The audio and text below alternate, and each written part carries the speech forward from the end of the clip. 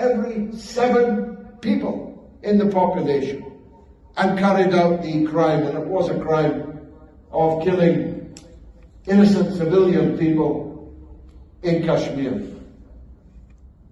But whoever did it, and for what other or ever purpose, the truth is that this crisis is embedded in the injustice, which is now well over 70 years old, that was imposed on the people of Jammu and Kashmir by the British Empire at partition, which left marooned in no man's land a population which never wanted to be part of India, but which is occupied by India, with immense military power and immense repression. The parallels between Gaza and Kashmir are extreme. The way that the occupation acts in Kashmir is exactly the way that the occupation acts in Palestine, in Gaza, in the West Bank, and in East Jerusalem. Exactly the same military tactics, exactly the same now transfer of population, exactly the same kind of settlements of foreign people from outside the area coming and taking land and trying to change the demography of occupied Kashmir. And so it's for those reasons that I say, until the just demands of the Kashmiri people to self-determination, to decide for themselves by plebiscite where and with whom they wish to live, that this issue of Kashmir will always be a potential source of war and conflict, and because of the nuclear facts of life, a real and present danger to the future of humanity itself. So I stand with Pakistan, not because I like the government of Pakistan, I don't. I stand with Pakistan, not because I love the generals, I don't, for reasons I don't need to go into here.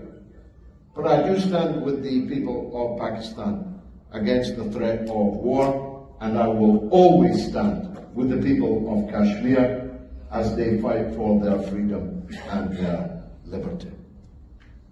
The second issue I'd like to turn to is the issue in Gaza itself.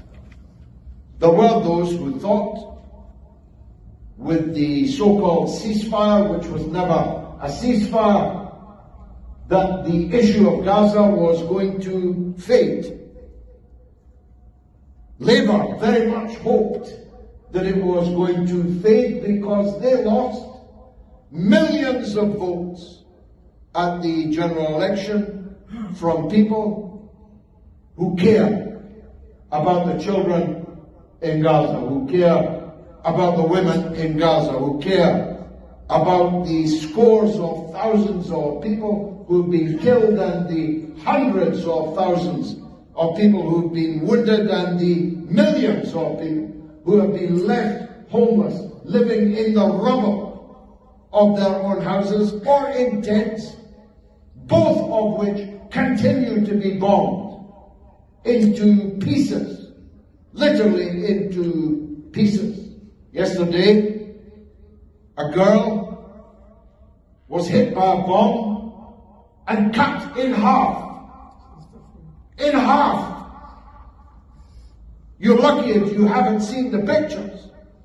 You're lucky if you haven't seen the video. She was blown out of her own house into the air and landed on the roof in 2 parts of the house next door. And her 3-year-old brother is the only survivor.